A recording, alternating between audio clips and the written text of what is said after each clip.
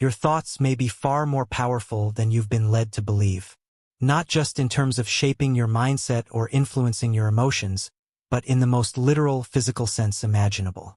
Across the cutting-edge frontiers of quantum physics, a staggering possibility is beginning to emerge, that consciousness itself may play a direct role in shaping the reality around us. This isn't science fiction. This is science that's been puzzling the greatest minds for over a century. Quantum mechanics, the science of the very small subatomic particles, wave functions, uncertainty, is unlike any other area of physics. Its rules are bizarre, unpredictable, and often deeply counterintuitive. Electrons can exist in multiple places at once.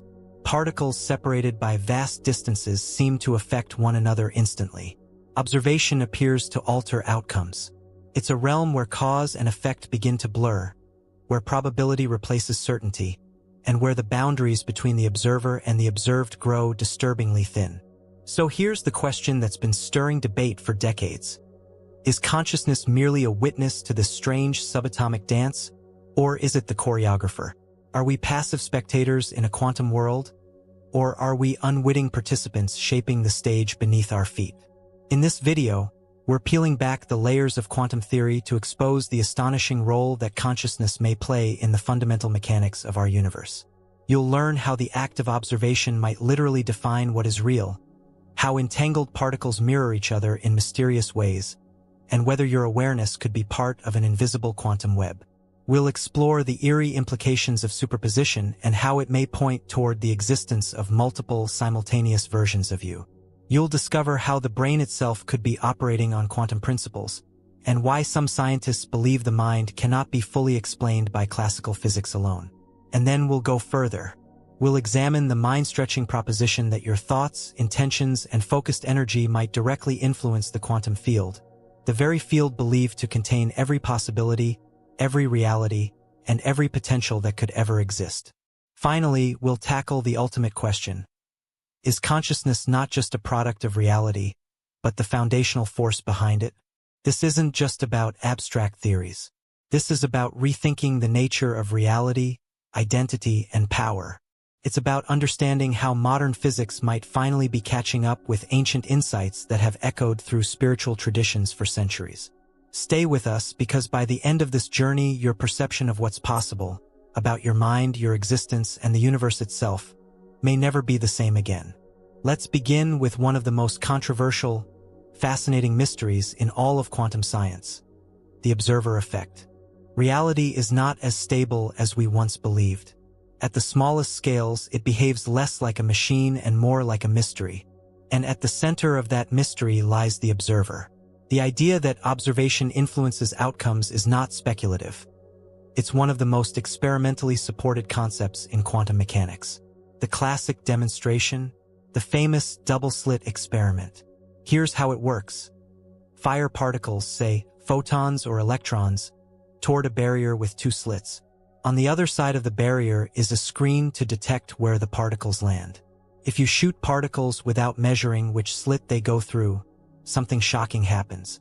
The screen displays an interference pattern. Bands that reveal the particle acted like a wave, going through both slits at once and interfering with itself. But when detectors are placed at the slits to determine which path each particle took, the interference pattern disappears.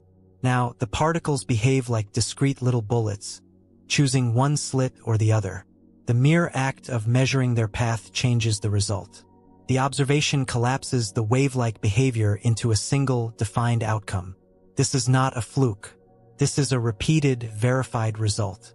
And it raises an unsettling possibility. Is reality undefined until observed? More provocatively, does our awareness influence what is real? Let's be precise. In quantum mechanics, before observation, particles exist in a state called superposition, a blend of all possible outcomes. Only upon measurement does this cloud of possibilities resolve into a definite state. Physicists describe this as the collapse of the wave function. But what triggers that collapse? That's where things get strange. Some interpretations argue that the collapse is purely a physical interaction with the measurement device. Others go further. The Copenhagen interpretation, one of the earliest and most widely taught frameworks, suggests that an observer, a conscious observer, plays a vital role in that collapse. This idea has fueled endless debate. Could consciousness itself be necessary for physical outcomes to become real? This leads to an even more provocative implication. If observing a particle causes its wave function to collapse into a definite state, then consciousness isn't merely recording the universe, it's participating in constructing it. In that view, your mind is not separate from reality. It's part of the machinery that makes reality happen. And here's the core mystery. What qualifies as an observer? Is it a measuring device, a living being, or does it require consciousness, an active, aware experience? No one knows for certain. But the fact that this question even arises points to a crack in our understanding of where consciousness fits in the framework of physics. Many physicists have tried to avoid this issue, preferring interpretations that don't invoke observers at all. Yet the role of observation continues to haunt the foundations of quantum theory like a ghost no one can banish. Let's go further. In thought experiments like Schrödinger's cat, this problem becomes even more dramatic. A cat is sealed in a box with a quantum mechanism that may or may not kill it, depending on the outcome of a quantum event. Until the box is opened, the cat is said to be both alive and dead, a macroscopic superposition. Only when an observer checks does the cat become either alive or dead. While originally meant to illustrate the absurdity of quantum logic, the experiment highlights how deeply the act of observation is woven into the fabric of theory. Could awareness be the key element that transforms possibility into actuality? If so, then your consciousness right now might be doing something far greater than simply processing sensory input. It could be participating in the unfolding of the universe itself. Now, some will argue that it's not consciousness per se, but interaction that collapses the wave function. This view suggests the measuring device alone, regardless of a mind behind it, is sufficient. Still, this doesn't fully solve the mystery. What defines an interaction? Where does the chain of measurement begin and end? Who or what does the final registering of the result? These aren't abstract questions, they're foundational. They cut to the heart of what reality is and how it's determined. And whether or not consciousness plays a causal role, its presence seems inescapable in how we frame these problems. There's another wrinkle. Quantum mechanics works, produces staggeringly accurate predictions, but no one agrees on what it means. The mathematics is solid. The interpretation is fractured. That's why questions like the observer effect are more than academic. They hint at something fundamental about the relationship between mind and matter. And if consciousness can influence outcomes at the quantum level, even in subtle ways, then we must ask, is this influence isolated to physics labs, or is it happening all the time, everywhere? Could your awareness, your focus, your very act of perceiving be shaping aspects of your environment you've never considered? This is where physics edges into philosophy, and perhaps into something even more expansive. If observation can affect particles, can belief affect probability? Can intention alter outcomes? We're not answering those questions just yet, but we are pointing toward them with increasing urgency. Because the more we learn about quantum behavior, the more it appears that the act of witnessing isn't neutral. It might be the most important act of all. Next, we'll explore a phenomenon that Einstein himself called spooky action at a distance. Two particles, separated by light years, behaving as one. What does this strange interconnectedness tell us about the mind and the universe? Across the vast emptiness of space, two particles can remain mysteriously connected, moving in synchrony no matter how far apart they are. This isn't science fiction. This is quantum entanglement, a phenomenon that defies classical logic and challenges our understanding of separateness at the most fundamental level. In quantum entanglement, two or more particles become linked in such a way that the state of one is dependent on the state of the other, even when they are separated by incredible distances. Change the spin of one, and the other responds instantly. Not with a delay. Not with a signal traveling through space. Instantly. This real-time coordination appears to break the speed limit set by light itself. That's why Einstein famously dismissed it as spooky action at a distance. But it's not a glitch or an illusion. Entanglement has been tested, verified, and confirmed in countless experiments. The correlations between entangled particles are so precise, so consistent, that they've become the cornerstone of quantum technologies like quantum computing and encryption. Yet the mechanism behind it remains one of the most baffling puzzles in modern science. How can two particles share information instantly across space? How can a measurement in one location affect reality in another without any visible connection? Some physicists suggest that when particles become entangled, they don't just link their states, they effectively lose their individual identities and become part of a larger, unified system. In this view, the universe itself may be far more interconnected than it appears. Space might separate objects, but not their fundamental quantum relationships. Now here's where it gets truly fascinating. If particles can remain non-locally connected, could something similar be true for consciousness? Across the world, people have reported moments of synchronicity, shared intuition, or unexplained mental resonance with others. Twin studies have found that identical twins often report experiences of feeling each other's emotions or sensing events in each other's lives, even when far apart. These phenomena are often dismissed as coincidence or anecdote, yet they echo the behavior of entangled systems. Some researchers have explored the idea that consciousness itself might be non-local, that it's not entirely contained within the brain, but instead linked through a field or dimension beyond classical space and time. In this view, minds might be able to affect each other, subtly or strongly, through connections not yet understood by traditional neuroscience. Quantum entanglement offers a compelling metaphor, and perhaps more than a metaphor, for how such interconnectivity could work. If particles can be entangled, could thoughts, could attention, focus, or awareness generate entanglement-like links between individuals? While mainstream science remains cautious, fringe experiments have attempted to test this idea. Some studies, though controversial, have reported statistically significant effects in areas like remote viewing, precognition, or psychophysiological synchronization. These results are far from conclusive, but they point to a tantalizing question. Is consciousness bound by the limits of space, or is it operating in a domain that quantum physics has only begun to explore? There's another angle to consider. Entanglement requires an initial interaction, a moment when two particles become correlated. Could the same be said for minds? Do shared experiences, emotional intensity, or moments of unity forge deeper than visible connections between people? And once such a link is formed, can it persist across time and distance? This brings us to the possibility that consciousness may not be a solitary phenomenon. You may experience your mind as private and self-contained, but on a deeper quantum level, it could be part of a vast and subtle network of influence, like entangled nodes in an invisible web. Philosophical traditions from east to west have long hinted at this kind of unity. Ancient teachings speak of collective consciousness, the interconnected soul, the illusion of separateness. Now, quantum entanglement offers a scientific framework that, while not proving these ideas, aligns strikingly with their themes. From a practical perspective, this raises intriguing possibilities. If minds are linked in ways we don't yet understand, could practices like meditation, empathy, or shared intention have effects beyond the local mind? Could focus groups working together on a mental or emotional level generate real shifts in outcomes, echoing the principles seen in entangled systems? Skeptics will rightly demand evidence, and that's essential. But even without definitive proof, the parallels are difficult to ignore.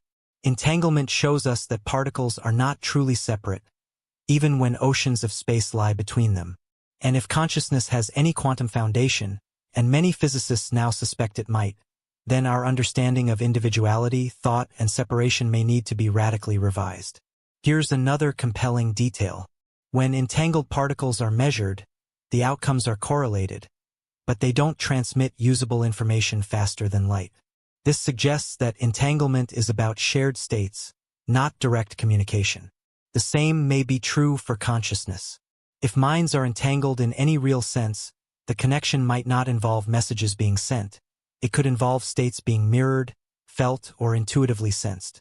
This opens the door to a new view of mental and emotional phenomena, not as isolated psychological events, but as patterns that may ripple across invisible channels. Channels that could exist in the same quantum domain where entangled particles operate. It's important to note that most quantum physicists remain skeptical of linking consciousness directly to entanglement. The mathematical formalism of quantum mechanics doesn't require it. But the mystery remains. Entanglement violates our classical understanding of separateness. And so does consciousness. Each resists easy definition. Each suggests that what we see is only a fraction of what is. In the end, entanglement forces us to rethink our assumptions not just about physics, but about what it means to be a self. Are you truly isolated in your own mind? Or are you part of a field that transcends distance? Are your thoughts solitary sparks? Or are they echoes in a larger, unseen system? Quantum physics doesn't yet give us final answers to these questions. But it does give us the right to ask them seriously. And if entanglement has shown us anything, it's this: reality is far more connected than it seems. And perhaps so are we. Next, we turn to one of the strangest and most mind-bending ideas in all of quantum mechanics. A principle that suggests multiple versions of you may exist at the same time, waiting for a single outcome to be chosen. You make a decision, and the world moves forward. But what if that choice doesn't erase the other possibilities? What if they still exist somewhere, unfolding in parallel? At the heart of quantum mechanics lies a principle that challenges every fixed notion of identity, time, and choice. It's known as superposition. And it suggests that particles don't simply exist in one state or another, they exist in all possible states at once. Until something forces a resolution. In other words, a quantum particle can be here, and there, spinning clockwise and counterclockwise, decayed and not decayed, all at the same time. Only when we observe it or interact with it in some measurable way does it appear to choose a single state. Until then, it exists as a probability cloud. A spectrum of potential realities waiting to unfold. This isn't a metaphor. It's been tested over and over in quantum labs. Superposition isn't just theoretical, it's foundational. It tells us that the universe, at its core, isn't a set of fixed facts. It's a flowing sea of possibilities, waiting to crystallize into the definite. Now consider what that means for you. If the particles that make up your body, your brain, and everything you interact with are governed by this strange law, then where do you draw the line? Is superposition something that only applies to subatomic particles? Or does it scale upward in ways we don't yet understand? One interpretation of quantum mechanics says it does scale. It's called the many worlds interpretation, and it proposes something extraordinary. That every possible outcome actually happens, just not in this world. Every time a quantum event occurs, the universe doesn't pick a single path. Instead, it splits. One version of you goes left. Another goes right. One version says yes. Another says no. Every possible outcome becomes real in a different timeline, in a different branch of reality. If this sounds like science fiction, remember, this theory was created not to entertain, but to solve a very real problem in physics. It removes the need for wave function collapse entirely. Instead of picking one result, the universe accommodates all of them. Each outcome has its own timeline, its own version of events, its own you. This means you are not a singular identity moving through a single path. You are one thread in an infinite tapestry of versions, each experiencing a different variation of life, shaped by different choices, accidents, and moments of awareness. Let that sink in for a moment. There may be versions of you who made every decision you didn't, who took every risk you feared, who followed every dream you abandoned. And they're not symbolic. They could be as real as the version you're living now, just inaccessible from this frame of reference. This opens up mind-bending questions. If other versions of you exist in parallel, is there any communication between them? Can consciousness access information across these lines? Could things like déjà vu, sudden intuition, or even dreams contain glimpses of another path? Another you? Some researchers have begun exploring the possibility that consciousness might not be strictly localized. That under specific conditions, extreme focus, deep meditation, altered states, the boundaries between timelines could blur, and information might bleed through. Though speculative, these ideas echo something ancient. The feeling that we are more than just this one life, this one self, this one path. Superposition also forces us to reconsider the nature of reality itself. If the universe waits to resolve possibilities until observation, then before that observation, there is no fixed reality. There is only potential. This puts a tremendous focus on awareness.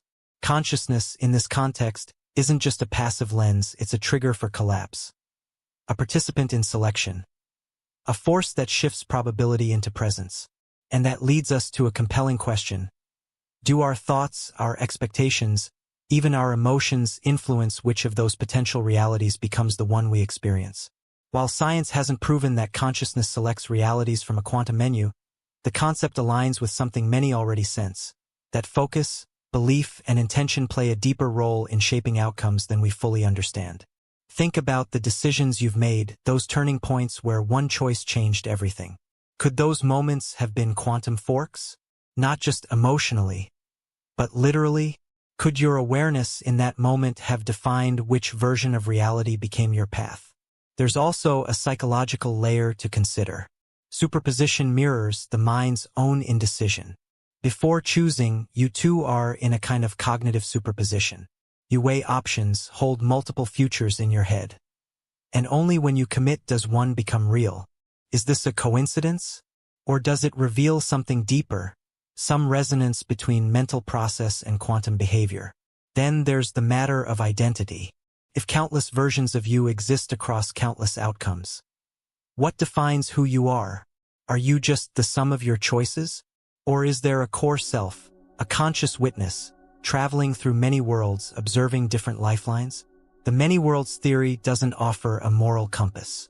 It doesn't decide which version of you is better or truer. It simply says all outcomes unfold. But consciousness, the experience of awareness, might be what stitches meaning into the path you're on. The philosophical implications are profound. Free will, destiny, parallel lives, personal power, they all get reshaped under the lens of quantum superposition. And this isn't just a curiosity. It affects how you live.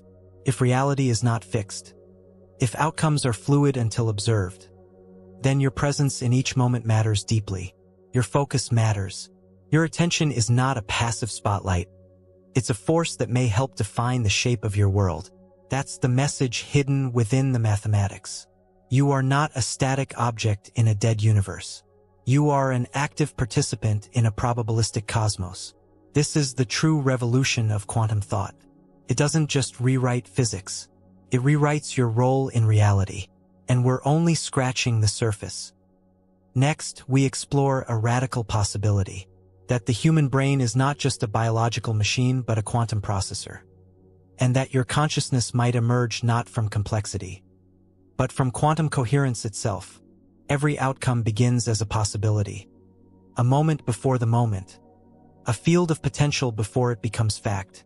Quantum physics tells us that reality at its core is not made of solid matter, but of probability. What we perceive as fixed objects are built from particles that don't even have definite positions until observed. Beneath the surface of everything lies the quantum field, a vast, invisible sea of potential states. It is from this field that all forms arise. This is not philosophy, it's physics. Now consider this. If the quantum field contains all possible realities, then what determines which of those possibilities becomes real? And more provocatively, can thought, focused, intentional thought, play a role in influencing that selection? This is the question at the intersection of quantum science and manifestation. Let's begin with what the field is. In modern quantum theory, every type of particle has a corresponding field that fills all of space. These fields are not empty. They are active, dynamic, and constantly interacting. Particles are simply excitations, localized ripples, in these underlying fields. What we call matter is the visible pattern created by invisible vibrations. But these fields also contain superpositions, states that exist in multiple possibilities simultaneously.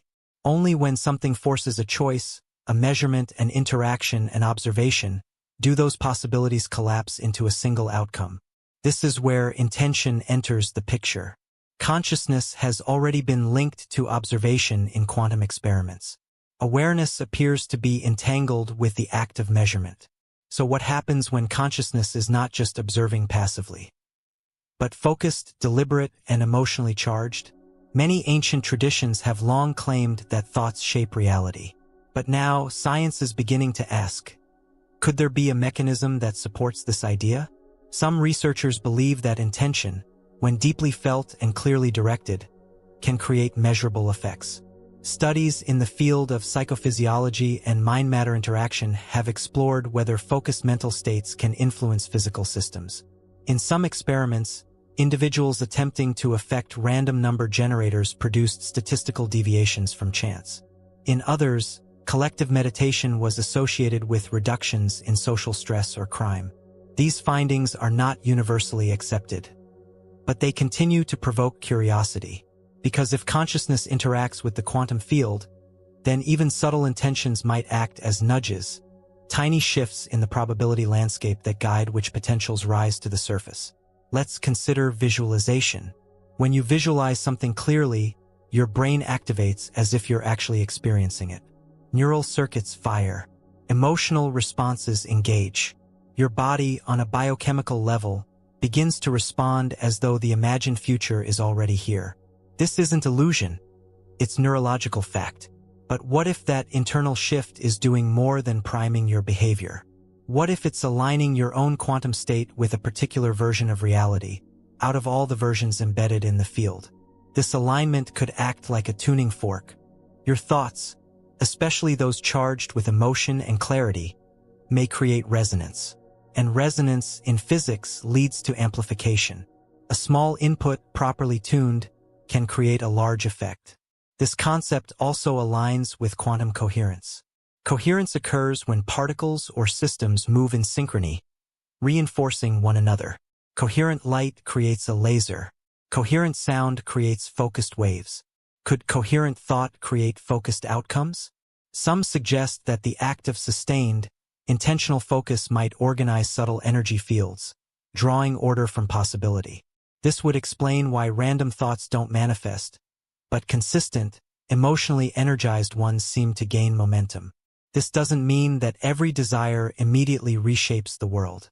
The quantum field is probabilistic, not magical. But it does suggest that intention could bias probabilities. That it might subtly influence which doors open, which patterns emerge, which outcomes stabilize. This isn't a rejection of science. It's a deeper reading of its implications. If observation affects quantum states, and consciousness is a form of observation, then a focused mind is not just watching the world. It may be shaping its probabilities from within. There's also the principle of entanglement to consider. If our thoughts affect not only local outcomes but are somehow linked to distant systems, then intention might extend beyond the personal.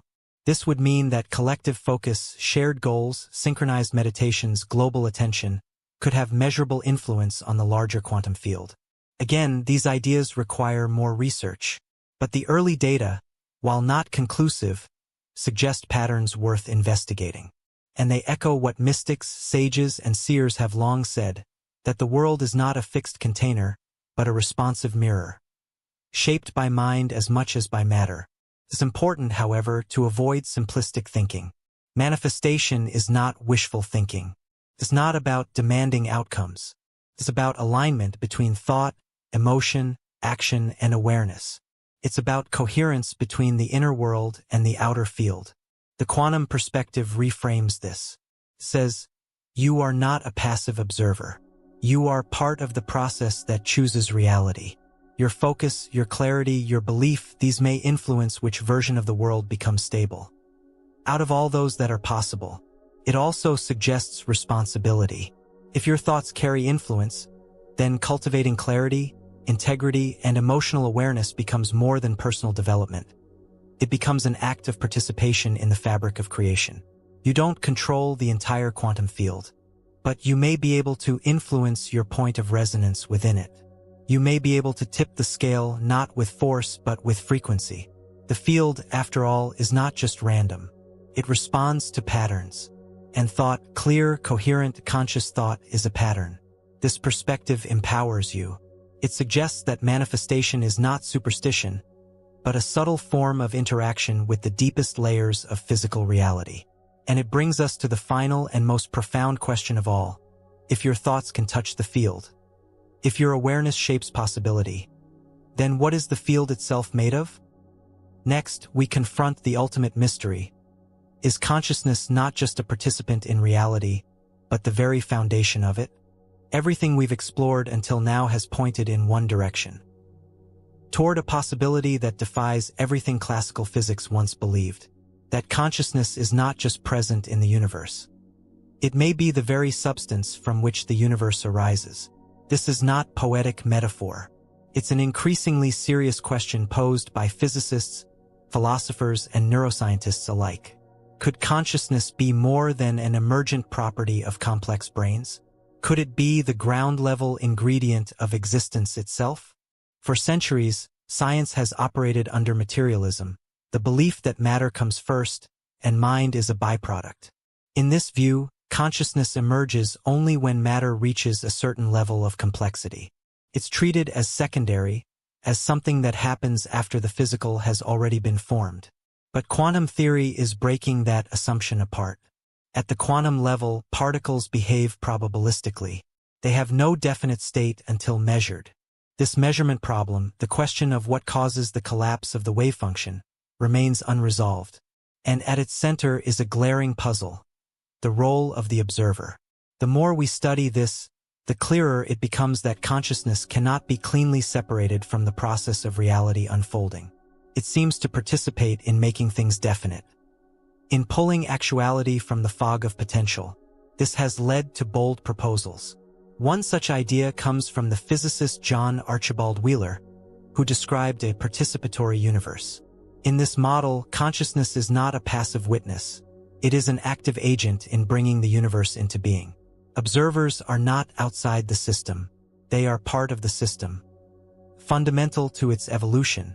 Another idea is panpsychism, the theory that consciousness is not exclusive to humans or animals, but is a basic feature of all matter. In this view, even the smallest particles possess some rudimentary form of experience or awareness.